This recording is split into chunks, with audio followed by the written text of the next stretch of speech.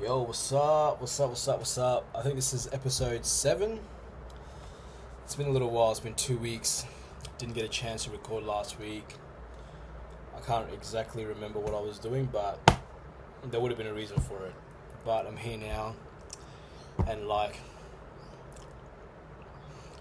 guess I sort of just want to get these videos, these first few videos out of the way. I don't know what episode it's going to lead to, in leading up to where I am at now, but I want to speed it up and get into that, you know what I mean? And so I want to tap back into recording as much as possible and getting shit out. I honestly just finished I don't know what you call it, like a half marathon, but it was a trail run, and that was something else, honestly. So I'm fucking spent right now.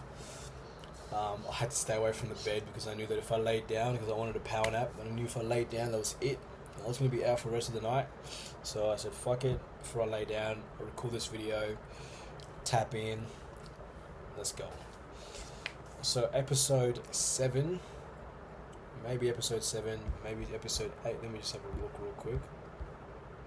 Yeah, so episode 7. And I guess I'm going to try speed it up a little bit, and talk about I guess the time, the time frame for me, the time in my life when I was trying to be a fucking little gangster. You know what I mean? I was trying to be a gangster. I was listening to all the rap music, listening to the UK drill music, and I wanted to be a rapper. I wanted to be a fucking drug dealer. I wanted to be a gangster, essentially.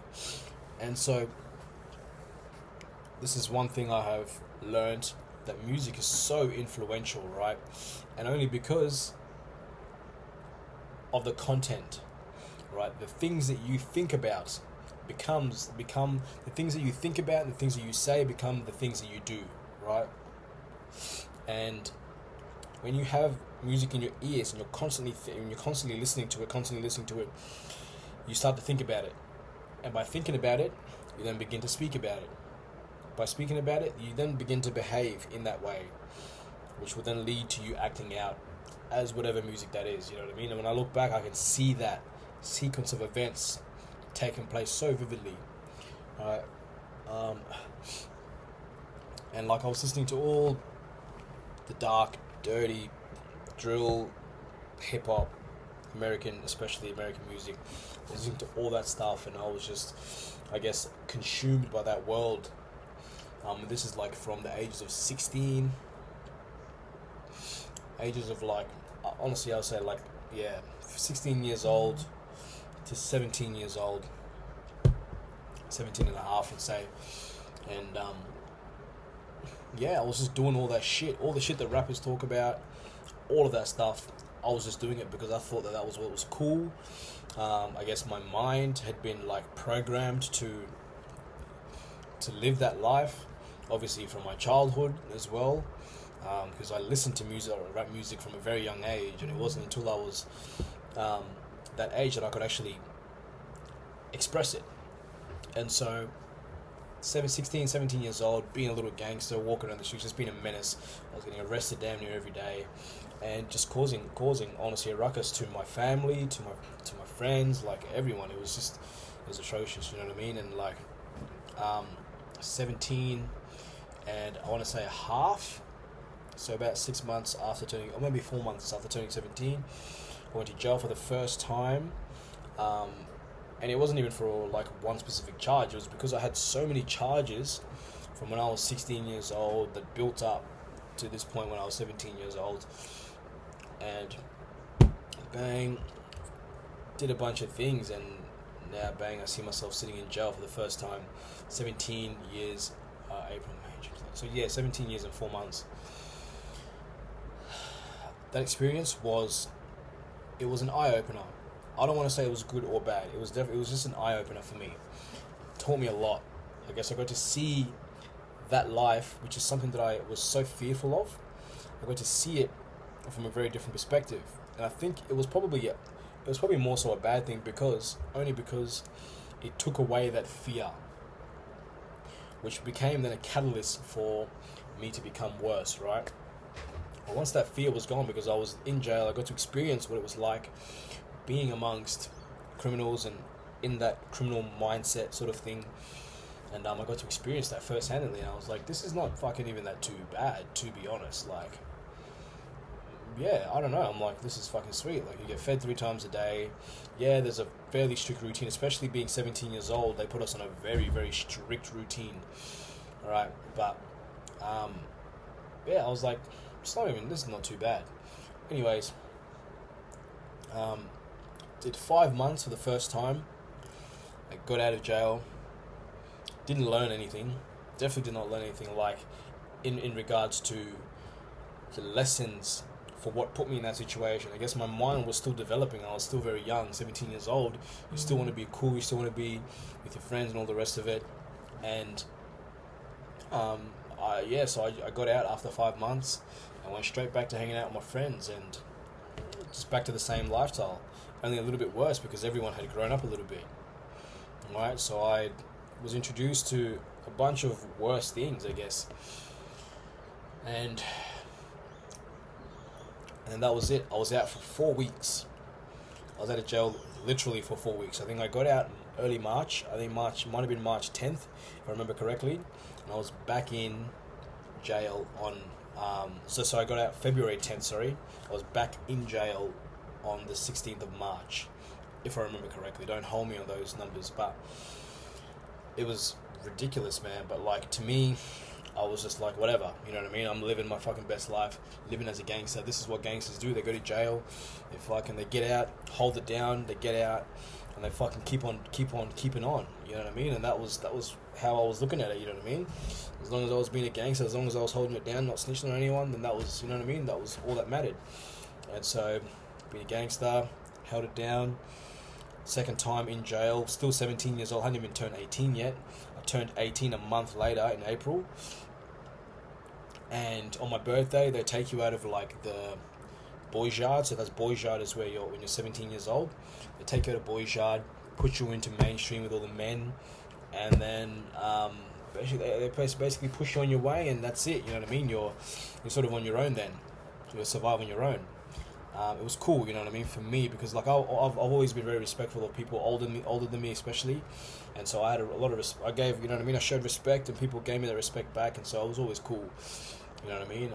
Definitely got to see it's a whole different world from the boys' yard to the men's jail. The men's jail is a lot more laid back. There's not as strict of a routine as the boys' yard, but there are still obviously rules and regulations and all the rest of it. It's a lot more hardcore in the sense that if you fuck up, you have to fight. You know what I mean? And so you learn really, really quickly, you know what I mean, to grow up, to stand your ground, to sort of just be in line, you know what I mean? Like, nobody likes people that are trying to cause trouble, or people that are just trying to be a nuisance, you know what I mean? So everyone's just trying to do their jail. And so, look, I learned that really, really quickly. And so 17...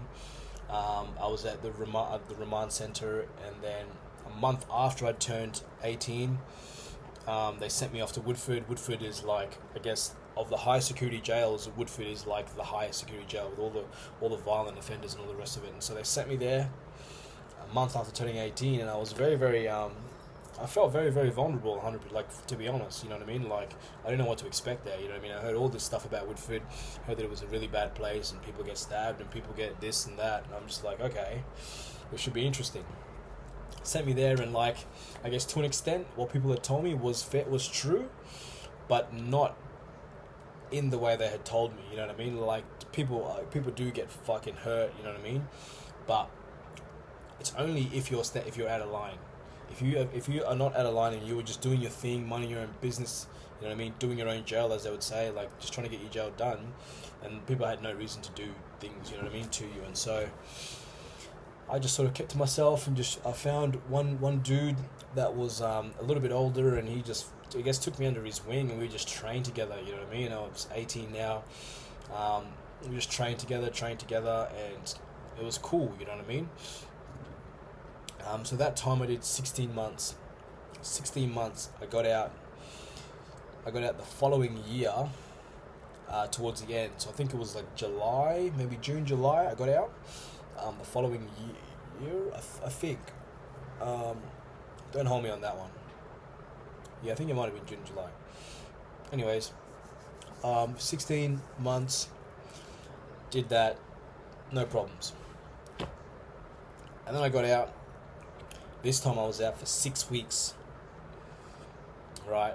6 weeks. And when I look back and then, like, it sort of astonishes me because, like, I clearly did not see it as a problem.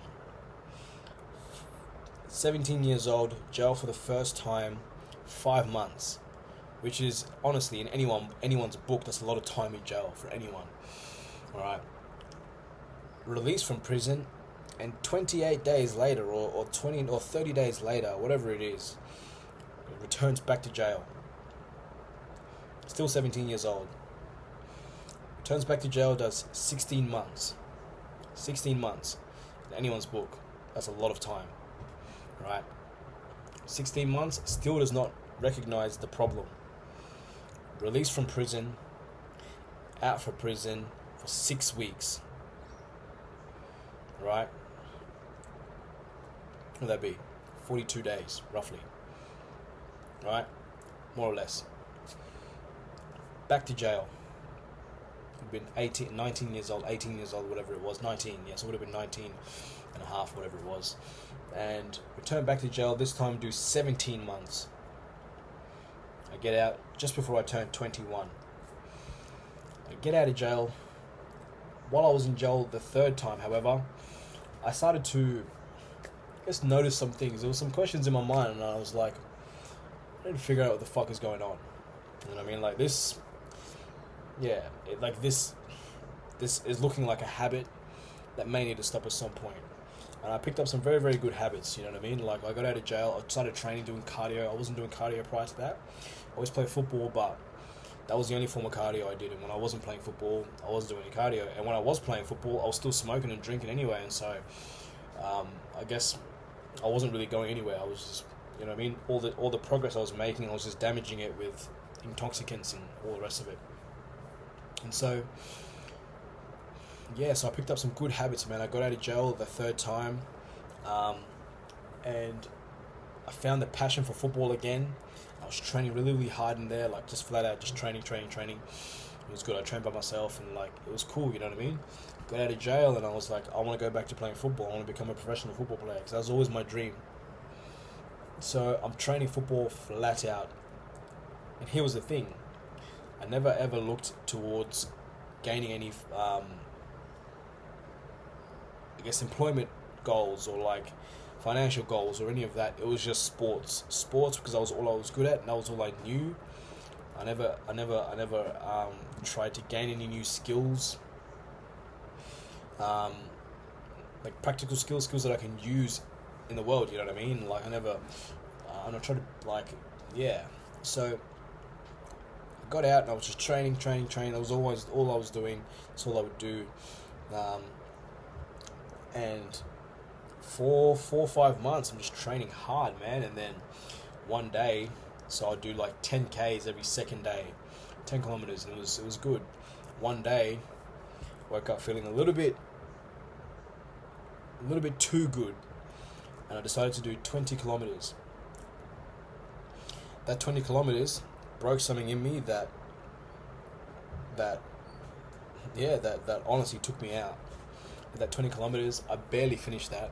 I guess my mind was not tapped in. My mind was not tapped in, right? My body was, to some extent, right, but my mind wasn't. And so I did the 20 kilometer run, barely made it home, and this was my ignorance and my immaturity that sort of revealed itself that day. I get home, I was not in no way, shape or form could I even have a shower, so I literally laid in my bed in my sweat.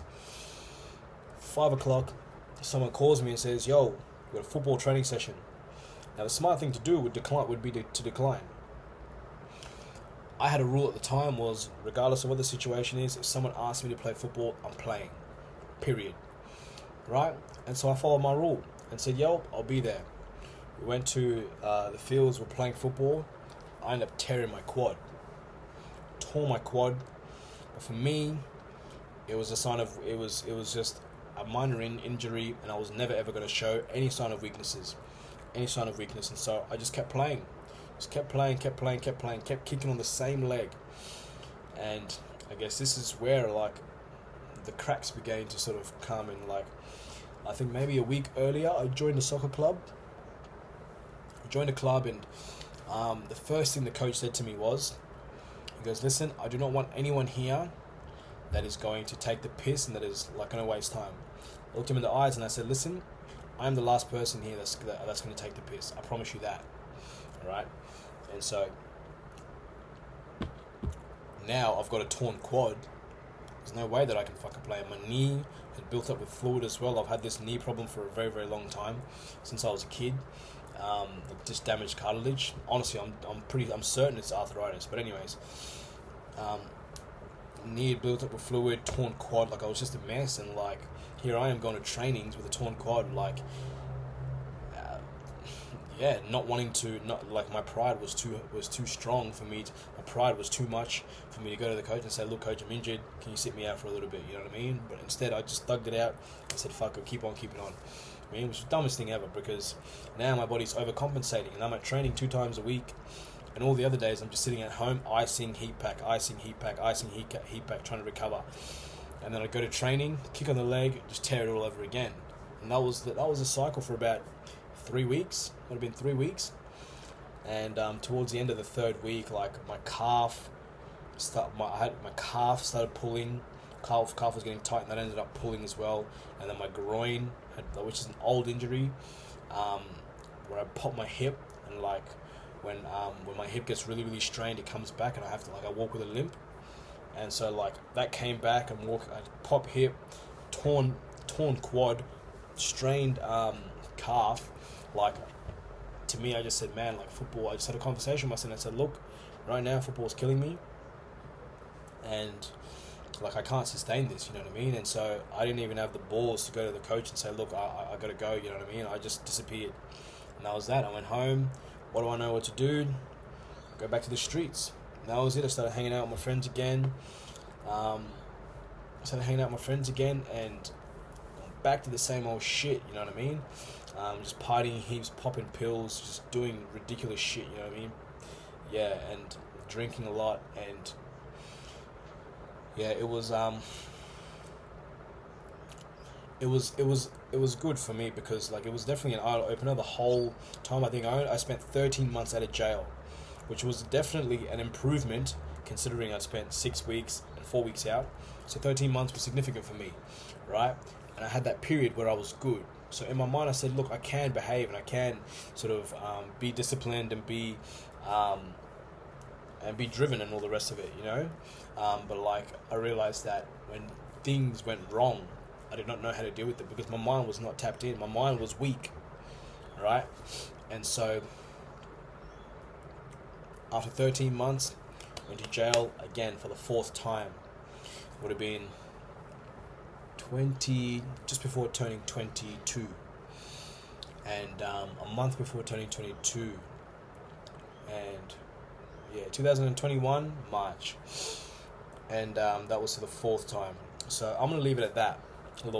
Looking back, I definitely I love reflecting, because I get to see everything for how it's played out. I get to see the sequence of events, the mindsets at the time, the behavior, the circumstances, the surroundings, you know what I mean? It's very good for me to personally analyze, because I use this information, and I like to reflect on it and use it, and analyze it, and try to dissect it in a way that I can gather as much information from it as possible, and learn from it as much as possible, so that if the future if this situation ever does arise again in the future, I know how to deal with it, because I've lived it before, and I've analyzed it, I know I've dealt with it, you know what I mean? As opposed to if I just forget about some of these things, if it comes up again, I'm not going to know how to deal with it, because I haven't thought about it, I haven't taken the time. So for me, I love this, because this gives me the I guess it adds to my repertoire of skills in dealing with problems. So I'm just going to leave it at that for now. Next week, I guess I'm going to go into this last period that I spent in, like this last time I spent in jail, and talk a little bit about that, and I guess, because this time that I spent in jail, which was literally the last time, was the most significant for me, because a lot of things happened to me where a lot of questions came up, it was a lot of building down and there's a lot of breaking down and then building back up. You know what I mean? Which has turned me into the person I am today. Which you know what I mean? Like has been significant, and so guess that's it for now. Stay tapped in, because I'll be back next week with episode 8. I really want to post a bunch of videos in regards to, I'm going to start posting videos and doing shorts, just like small shorts on like motivation and like life analogies and like philosophy and all that sort of stuff. So I'm going to start doing that a little bit more. Time's just been so fucking tight, but I'll keep trying. Anyways, for now, I'm going to tap out, but you guys always tap in. Let's go.